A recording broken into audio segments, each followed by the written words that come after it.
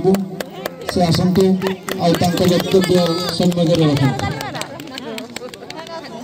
कल्पना महानम टे जोरदार करताली हो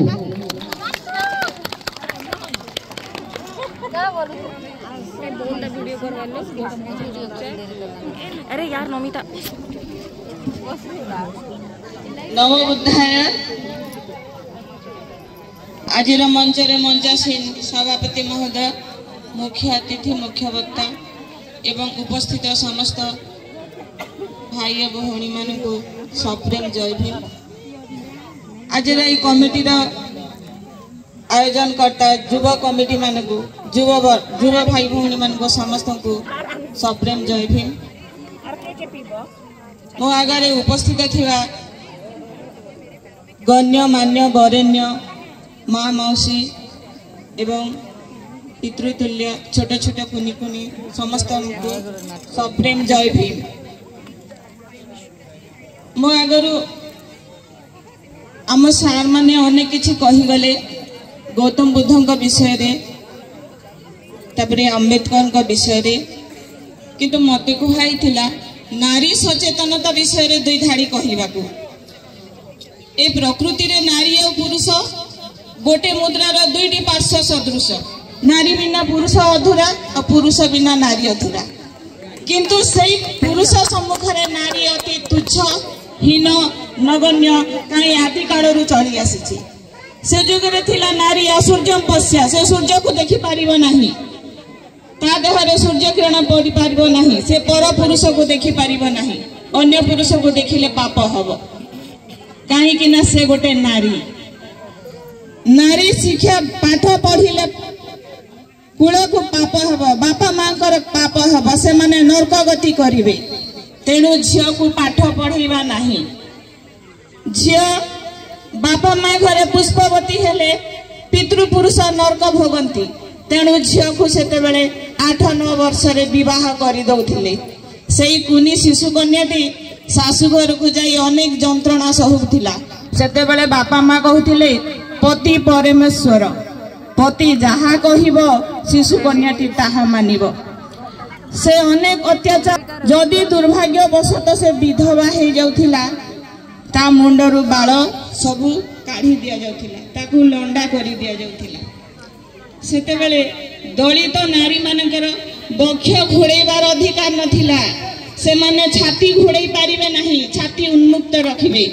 जदि छाती घोड़ेले उच्च जातिर लोक माने तांको पाखरु टैक्स नउथिले पैसा नउथिले। से माने लंबा लुगा पिंधि पारिबे नहीं से माने जंघ दिसुथिबा जाय लुगा पिंधिबे जा द्वारा कि अन्य पुरुष माने तांको देखि उपभोग करुथिले। एई भली नारी अनेक निर्यातिता होउथिला।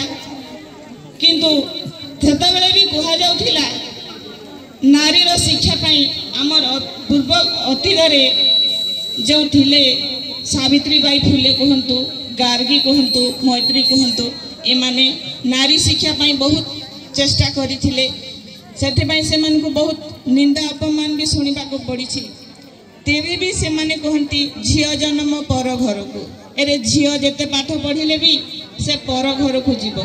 आउ कहंती झियो जन्म चुली मुंड को।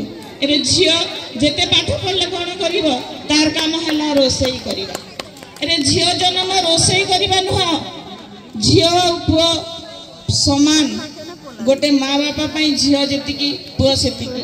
तेणु आजिर माँ माने सचेतन हवा कथा जे से माने निज झियो को अधिक सचेतन करंतु।